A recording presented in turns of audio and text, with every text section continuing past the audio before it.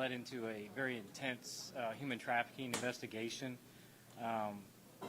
The background that we have is that a 911 call was made about a missing person, a missing child, and upon that, we located a female. And from there, Investigator Lewis spearheaded this investigation, and it turned into a multi-jurisdictional investigation to include DeKalb County PD, DeKalb District Attorney's Office, and the Fulton County District Attorney's Office. So I'd like to turn it over to Investigator Lewis, who spearheaded the investigation, for more of the details.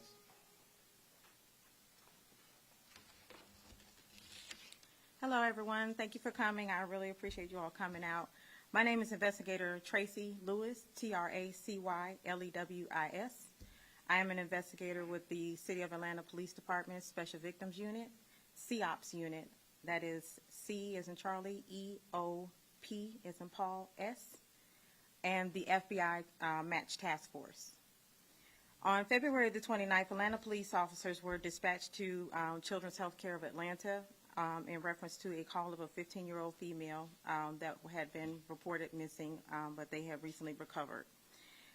Myself and my counterpart, Investigator Franklin, we arrived at Hughes Spalding, where we interviewed the young lady in reference to her whereabouts and what had happened with her.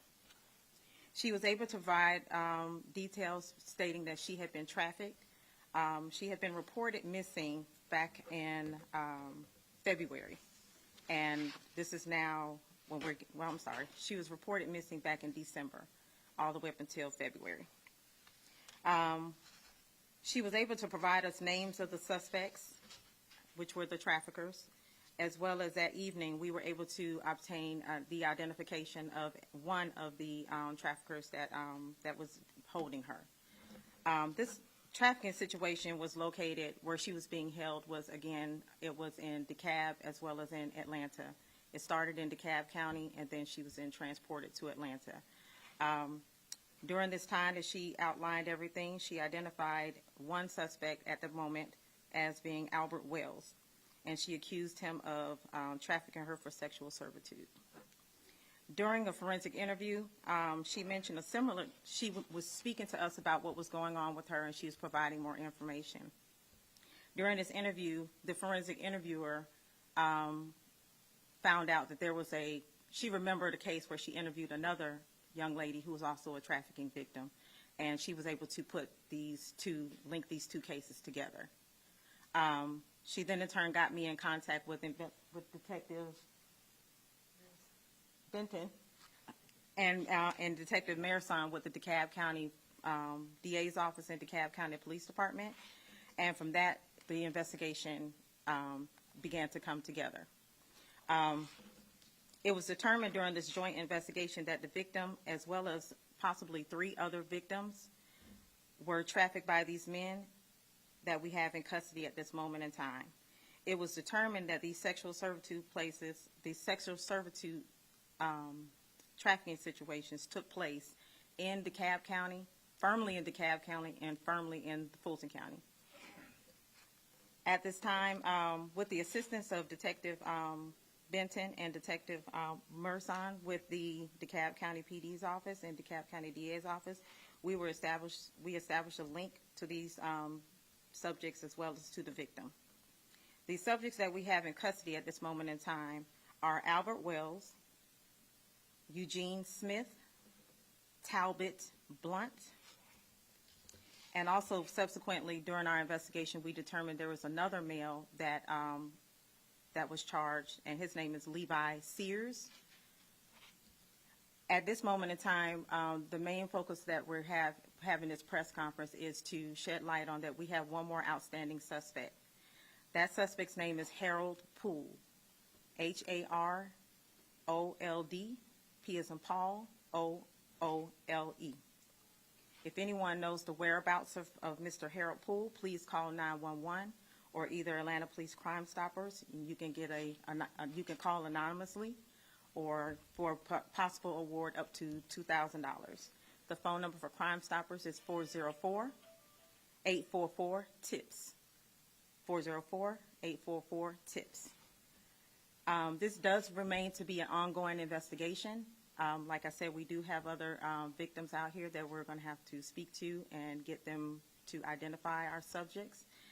Anything pertaining to charges, the public affairs office will speak to you all about these gentlemen's specific charges. I want to take a moment out for a moment and just want to thank our partners with this investigation and with any other human trafficking investigation that we have. Just want everyone to know that local law enforcement and nationwide law enforcement, we are working together very profusely to stop this trafficking issues that we have in this country. I want to thank for this case specifically DeKalb County DA's office, the DeKalb County Police Department, as well as the Center for Child Advocacy, and the Department of Family and Children Services, and the FBI. Thank you.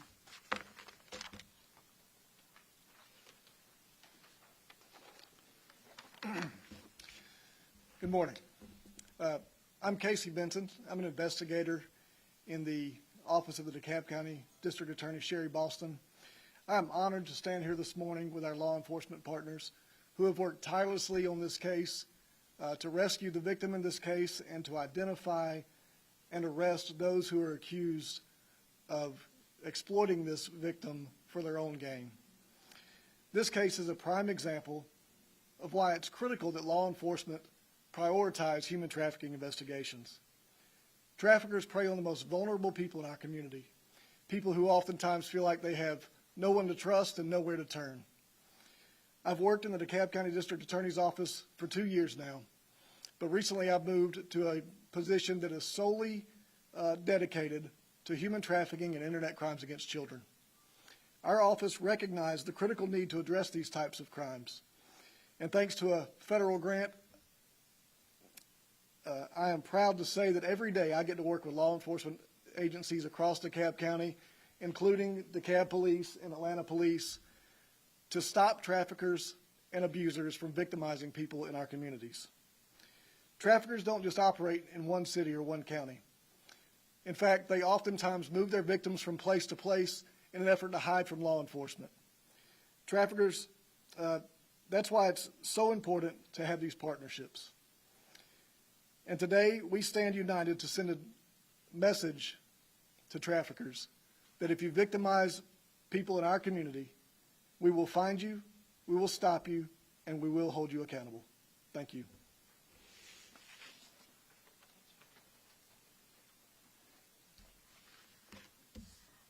I want to thank you all for coming out today. The last thing I want to make very clear is that this press conference is not just to highlight the accolades of our investigation.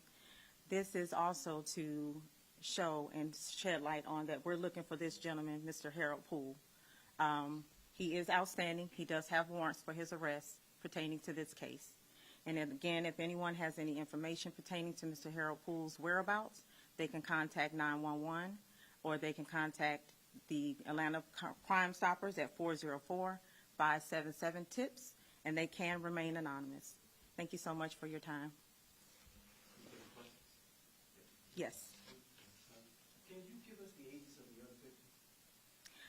At this time, I don't have their ages, but they range from ages of 14 to 16 years old. To 16? 16.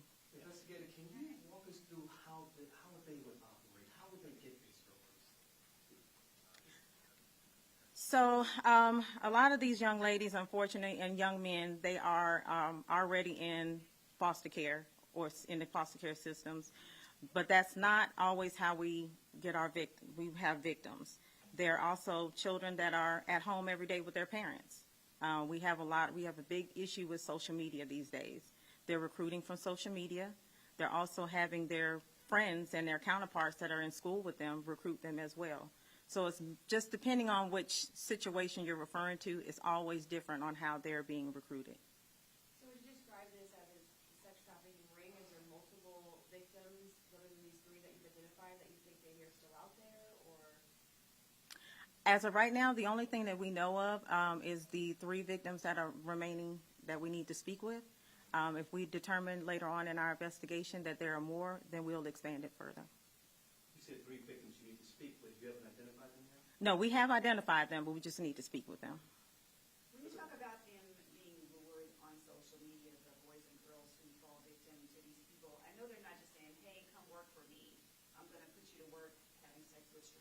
what is that message that lures these otherwise, sort of lost or good kids into being victimized this way? How are they targeting them so effectively? So it's like with most of us that were teenagers once upon a time. You lure them in with freedom, partying. They can come and party with them, hang out. A lot of times you have subjects that are trying to become their boyfriends. They start off being nice and buying them things and everything, showing them love and affection, and then all of a sudden they have to start proving their love. Or either it turns into a situation to where they just come back one day from getting them something to eat and they just began beating them and just telling them that they're going to do this. So it's many different varieties of ways that traffickers do these things to these young men and young women. Have these people been held against their will, forces? How's one place not allowed to leave? Or is it... So when it comes down to children, children really don't have the ability to say, like, I want to go or I want to leave. They don't have the means to say, okay, I'm just going to get in a cab or I'm going to leave. They're children.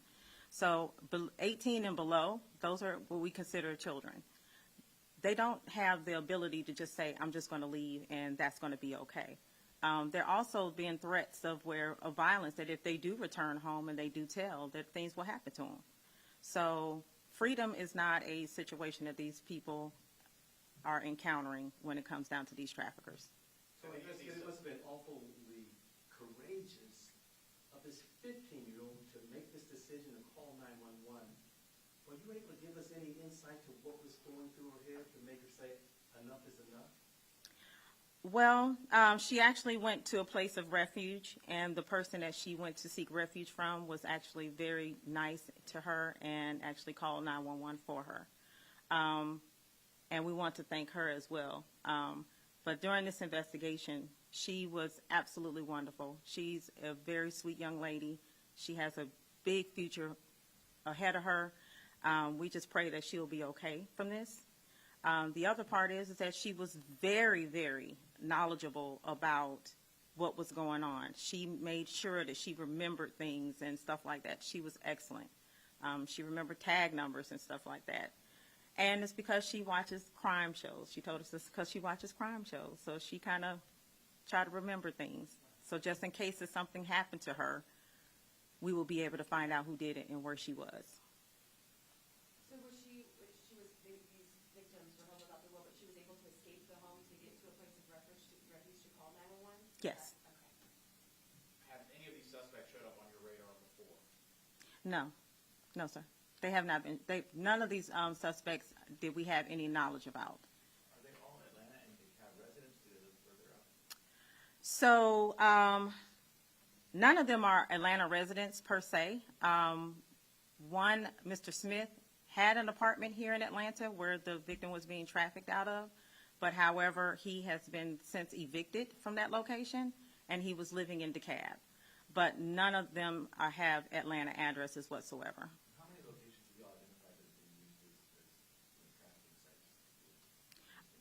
sites? So we have identified specifically 2 locations, one in Atlanta and one in DeKalb County. There are other locations where the young ladies would go and they would have to meet with the parties, such as truck stops, gas stations, inside stores, and things like that, to where they would have to service these gentlemen for sexual pleasures for money. Last question. Do you have any idea about how long they had this group of men had been doing this, beyond the most recent cases? No, we don't. All right, thank you, everyone. Thank you.